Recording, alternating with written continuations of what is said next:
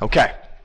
What is the equation? Remember, make sure you're answering the question. What's the question? I need an equation. Oh, I shouldn't have that. I need an equation of the line. So I'm thinking y equals mx plus b. But those special cases. It could be a y equals mx plus b case. It could be a y equals a number case. Those are the horizontal lines, right? And then there's the vertical lines. That's the x equals a number case. Okay. So first, I'd like to see if it could be either of these two cases, the horizontal or the vertical. Well, to see if the horizontal, I'm going to check to see if the y's are the same, and they aren't, so they're not the same. So I know it's not this case. Now I'm going to see if the x's are the same. Oh, they are the same. That means we're dealing with a vertical line right here, because we got 2 points that are at the same x value, so 2 points that are right above each other like this, and both of them are at -7. Okay, if this was 0, this is -7. I got a point here at -7, 2, and -7, 6. 1, 2, 1, 2, 4, 5, 6. Okay, so that creates a vertical line just like that, which means I got an equation, and the equation is x equals a number. Now, what's that number? Well, the number is where this vertical line crosses over the x-axis. Well, if both these points are at -7, it's a vertical line. It actually crosses over at x when x equals -7. So my equation is x equals -7. It's really just these two numbers here. X equals -7. If this was asking for slope, you would put undefined. But it didn't ask for slope. It asked for the equation. I bet there's going to be one that asks for slope pretty soon, though. I'm just guessing. Let's check this out. Oh.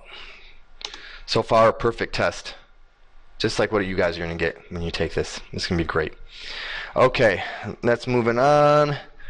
Here we go. What is the equation line containing the following 2 points? Again, is it a vertical line? Or we're going to check for these things, right? Before we do our slope and all that other work. Is it a vertical line?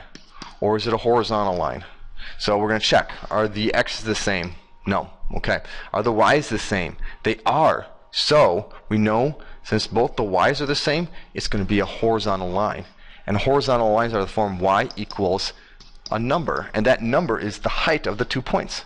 In this situation, the 2 points are 8. So my equation is y equals 8. I don't have to go through the whole thing of finding the slope and then putting in y equals mx plus b and then putting a point in there and doing all that work. It's just as simple as, oh, the points are at the same height, therefore it's y equals 8. If the x's were the same, then it would be x equals whatever those x's are. That's the trick. That's the shortcut. That's the idea behind it. What is the equation? I just want to double check. Y equals 8. I'm not asking for slope. Silly mistake to make. Great. Okay. Moving on. What is the linear regression equation for the following data? Your equation should contain decimals. Okay, this is where you guys need your calculator. So, Mr. Benson, I got to get out my calculator. Oh, I'm sorry. I should have done this beforehand. So let's boot this calculator up. And actually, no. I'll be patient. I was thinking I can move on to the next one and pause it. But you guys can fast forward it. You guys know how to do that stuff on YouTube, which is what you're watching this through, YouTube. Okay, so tools, help, view, graphing calculator, show, hide, view, view, show, hide. Okay, view, show, hide. There we go. So this is what we need to do. We need to take these points right here given to us, and we're going to put that in our graphing calculator right over here. So we got to go to stat. Remember, that's the first thing. We got to edit a list. I notice I already have a list there. So to clear the list, I'm going to go up to the L1, push clear, come back down, and then it's gone. It doesn't go away right when you push clear. You got to go back down to make it go away. So then I got L1, and what I'm going to do is I'm going to put in all my x values for L1. So all of these are my L1. These are my x values. Don't put the y values in here, because that's going to mess everything up. So starting with this, I got 5, 2, 3, -1, 5, 2, 3, -1, and then 12, -5, 12, -5. And this is the key thing. If you screw up here, you're not going to get the right answer. So this is what I'm going to double check, that I put this in right. 5, 2, I'm double checking right now. 3, -1, 12, -5. There we go. Okay, so that's good. Now I got to put in the y values. So I got 4, 2, 0, and then just so you know, this is where I'm getting the y values from. Here I got my 4, my 2, my 0, my -15, my 16, and my -4. I got to put them in that order. And this is not going to work. Okay, so put them in that order. We got 4, 2, 0, -15. I need to clarify something for you guys. 16 and -4. Now here's the thing. If you decide to take this point and do this whole point last, or move this point to the front of it, that's okay. I'm just saying, if you put this 5 first, then the 4 has to be in the L2 column with it. See, 5, 4, 5, 4. And then we have 2, 2, and then if that calculator stayed there, it would have been 2, 2. Okay, so you just have to make sure that they match up. Okay, so I got it all in. I double checked my work. Now what I'm going to do is I'm going to go to stat, back to stat, and go over to calculate. I'm going to go to this linear regression ax plus b. Shoot, went too far. Push enter on that. 1, 2, 3, 4, and we're going to calculate it. And then we got the equation for the linear regression line. So now, being that I'm studious and I want to make sure I'm doing this right, I'm going to reread what I'm trying to do here. It says, what's the linear regression equation?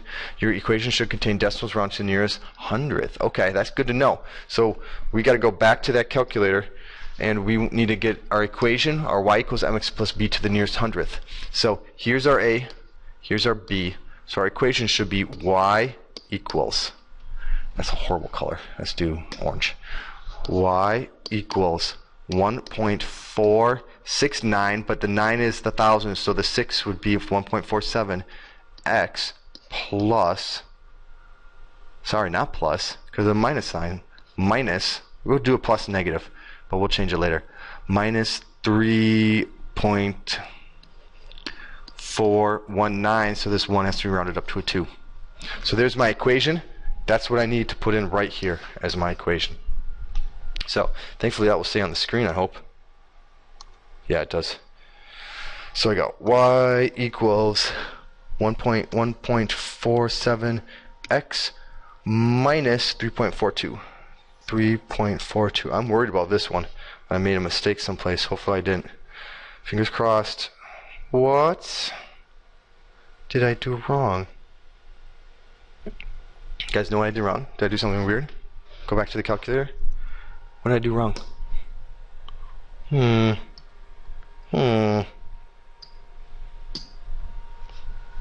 3 negative minus 3.42, 1.47, round to the nearest hundredth. Oh, did I put the data in wrong? I thought I checked my work. I was telling you to check your work, so this is embarrassing if I didn't check my work. Let's just double check it one more time. Just want to make sure I got it in right.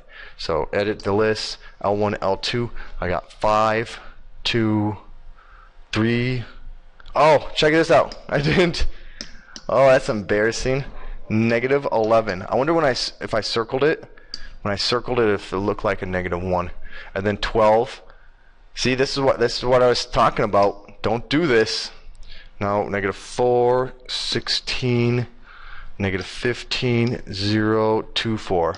Okay, so we're fine now. Okay, second quit. Let's get that in there again. Let's run it again. Oh, here. So my new equation is 1.236. So I got y equals 1.24 x minus 0.74. There we go. Okay. Let's try that one out. So I did that on purpose, everyone. I did that on purpose so you could see. If you don't really make sure you have it there, even the greatest minds in this world can make mistakes like that. This will be embarrassing if this one's wrong too. There we go. Oh, my heart like stopped for a second, but now it's going again. So don't worry about me. Don't worry. Okay, clearing, moving on. Okay, that one made me sweat a little bit. We want to find the y-intercept for the linear equation. To do that, if we get this in y equals mx plus b form, it's just the b. So let's just get in that form. And to get in that form, we got to get this y by itself. So let's just kind of start over here and work our way down using the railroad track method. I got 6x minus 12y is equal to 36. Railroad track it up. I'm going to subtract 6x from both sides, subtract 6x from both sides. So I got negative 12y. Don't lose the negatives. You guys do that all the time. Can't do that. I do it too. Don't worry. It happens to everyone. Now I'm going to divide by negative 12 both sides. Remember, each term gets divided by negative 12. This cancels that off, so I got y is equal to 36 divided by negative 12 is negative 3. And negative divided by negative is a positive. 6 divided by 12 is really 1/2 x. But really all I care about is the y-intercept, right? I don't care about the slope, which is the m. I care about the y-intercept, which is just 3 in this situation. So what I would put in, this is what you can do. You can put in either 3 or negative 3 or b equals negative 3. Either one should be accepted. I'm just going to put negative 3. That's usually the fail-safe thing to put in. And it checks off. Oh, this is going well. Okay, 15. Okay, clear it. Clear annotation. Okay, so imagine you have a bunch of data, right? And this data was for an investment. That's what's going on in this one, I think. Where X is, there is an investment, and Y is the amount of money after years. So you put money into this investment, and then money is coming out. So the Y is the money that you get at the end, and X is how much you put at the beginning. So say you put $10,000 into this investment. If you put this in the investment, this much money, you can imagine you get this much out after so much time. Okay. So suppose an investor put $3,000 in, predict the amount after a year. So the toughest part of this is asking yourself, what do I plug this $3,000 in for? Do I plug it in for the X or the Y? Well, it tells you X is the investment and this is our investment. So we're going to plug this into the X. I'm going to put $3,000 in for that. And the Y will tell us how much money we have at the end. So I have Y is equal to 1.42 times 3,000 plus 155.38. Now I'm going to go to my handy trusty calculator, type in that information. So I got 1.42 times 3,123 plus 153. No, 155.38. Double check that I put this in right, and I obviously didn't because this number is huge. I wish this wasn't so slow. See, I put 30,000 and not 3,000 in. Of course, it would be nice if I had 30,000 invest. What to enter, and I get 4,000. At the end of this investment, I will have $4,415.38. You want to round to the nearest dollar, it says, because I guess you don't care about pennies for some reason. So we would do 4,100 or $4,415. $4,415. Checking it. Great. Moving on. Okay. Again, we got another equation. Same thing. The same investment, amount of money after years is the X is the investment, Y is how much money you have in years. Suppose the investor had $10,000 at the end of a year of their investment. Right? That's how much they got out of it. How much was invested? We're trying to find how much they put into it in this situation. How much money did you give to the banker which gave you $10,000 back? Well, in this situation, we're just plugging this number, this value, this $10,000 not in for our X this time. We're plugging in for our Y and solving. This one gets a little bit more complicated, but not terribly bad. So we're plugging the $10,000 in for our Y there. And so we're trying to figure out how much did we put in to get $10,000 out. So 10,000 equal 1.42 plus 155.38. Okay. And so we'll start by subtracting 155.38 from both sides. 155.38 from both sides. And so we got 10,000 minus 155, so that's 9,900, but it should be 9,840, not $44, and take 38 cents away from dollar, you're talking 62 cents. Okay, hopefully I did that in my head right. Equals 1.4. Oh, I got to put the x up there. 1.42x. So I got $9,844.62. I'm going back to my trusty calculator to do this last piece of dividing by 1.42.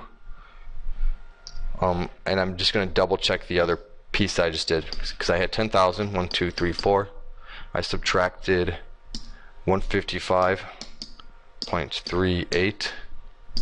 So I got that. Good, I did it right in my head. And I'm dividing that by 1.42, $1.42.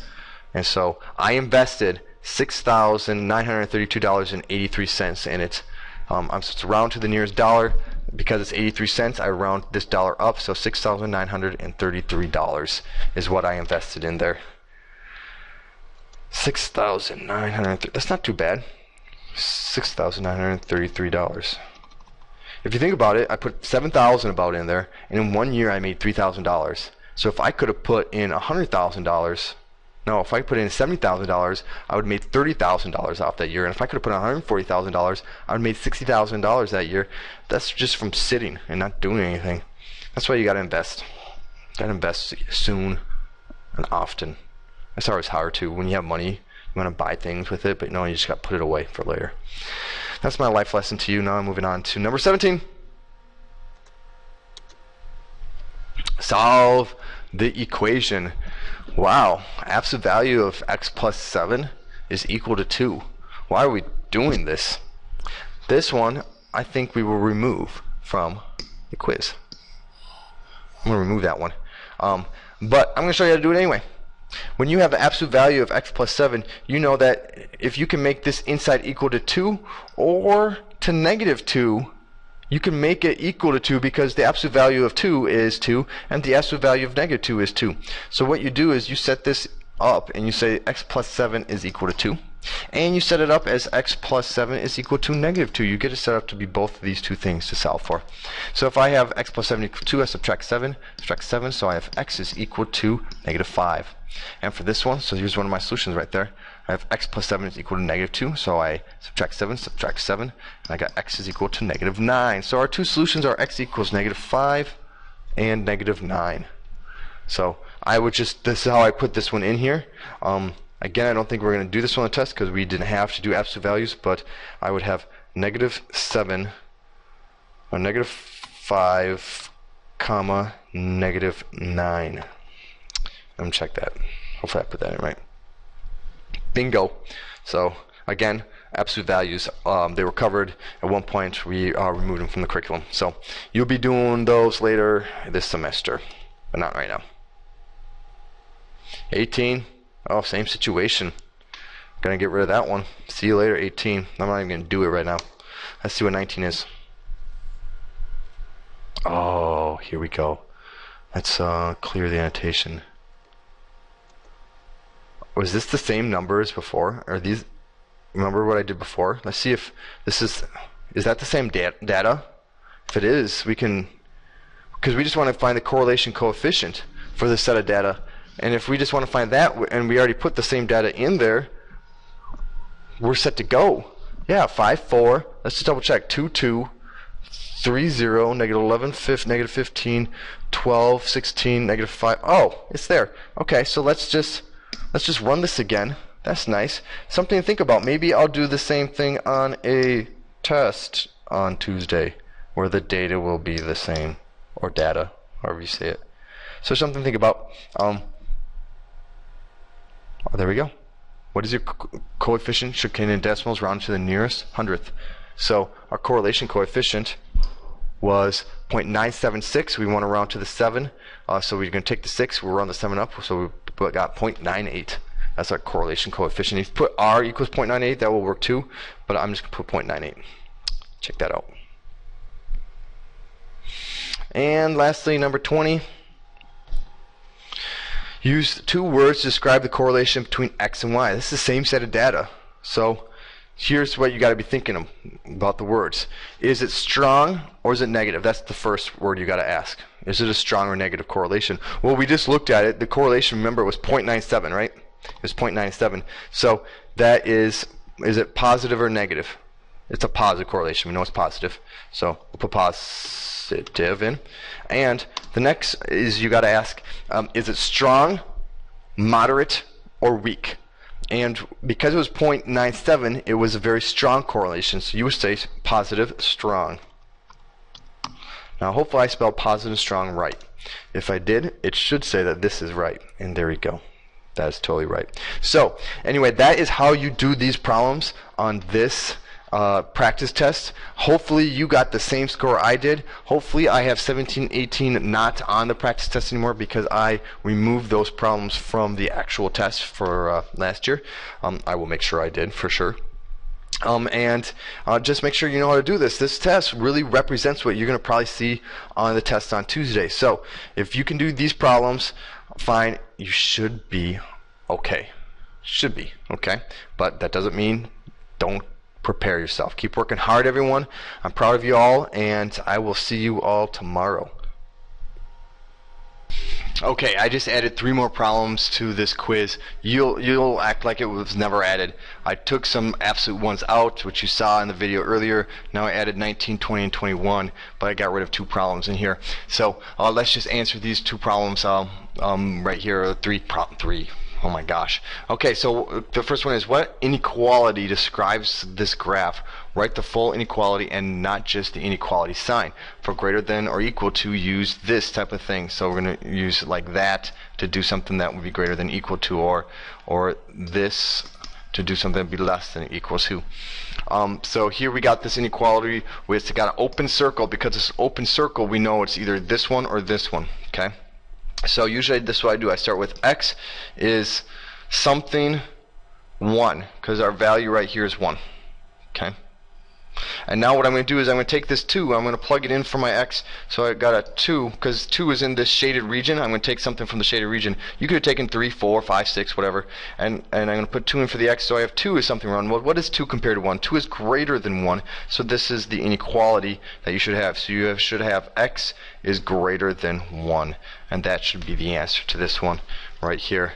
So I'll plug that in there and see what we get. X is greater than 1. Check it. Great. Okay, moving on. Moving on to 20. I felt like I did 20 before, but it's a different 20. Here it says solve the compound inequality. Well, what makes it a compound inequality is this and symbol. We need to have both of these things be true to make this a positive, or to make this true, the same true. Both these things have to be true because and. If it was or, this one could be true or this one could be true, or one of them could be true, but both didn't need to be true. If they're both true, that's okay as well for the or statements. Hopefully that made sense, what I was just saying. So let's clear the last problem here. Okay, so what we're going to do first is we're going to solve each of these separately. Okay, so I got my 9, negative 9x is greater than negative 81. I divide both sides by negative 9. When I divide by a negative number, what happens to that guy? Well, it changes. So the inequality, instead of be greater than or equal, greater than, is going to be now less than. I got x is now less than 9. So that's one of mine. Then I'm going to take this one. So I got 2x plus 12 is greater than or equal to negative 4. So I'm going to add 12, actually subtract 12 from both sides, subtract 12. So I got 2x is greater than or equal to negative 16, divided by 2. So I have x is greater than or equal to negative 8. And that's my other statement right here. But remember, there's an and between them, so I need this one and this one. So what are my options here? It's not that one, not that one. X is greater than or equal to negative 8 and less than or equal to 9. So this is the one. So I'll select that. Check it. Let's see what we get. There we go. There we go. And then one last problem to add to my list of many problems. Let's see here. Getting worn out, guys, just so you know. Getting late in the day, but I got softball tonight, so I got something really good to look forward to. If we win, it's kind of raining out though. So we want to solve the following inequality. Remember, we're just going to do railroad check method, so I'll rewrite this over here as 4x minus 1 is less than or equal to 2x minus 4. Railroad check method. So I'm going to get all my x's to the same size. Let's add 1. Let's do the constants first. So I got 4x is less than or equal to 2x minus 3. I'm sorry, that's a minus, guys. Minus 3. Okay, remember I didn't multiply or divide by a negative, so I don't have to flip the sign. Now I'm going to subtract 2x. I did not multiply or divide by a negative, so I don't have to flip the sign. So I got 2x is less than or equal to negative 3. Now I'm going to divide by 2. So I have x is less than or equal to negative 3 over 2. So which one's that? Not that one. X is greater than, no, that's not it. Greater than, there we go. It's this one right here. Select that one. Come on, select. Check it out. There we go. So these are just a couple more problems. Notice I just added these in, so that's why I don't. There's little shows that I didn't do at the end of these. I'll just merge these two videos together. This gives you an idea of what you're going to see on the test. Remember, this practice quiz and the test, they're not the same, but gosh, they're similar. So if you can do this, you'll be doing all right. Okay.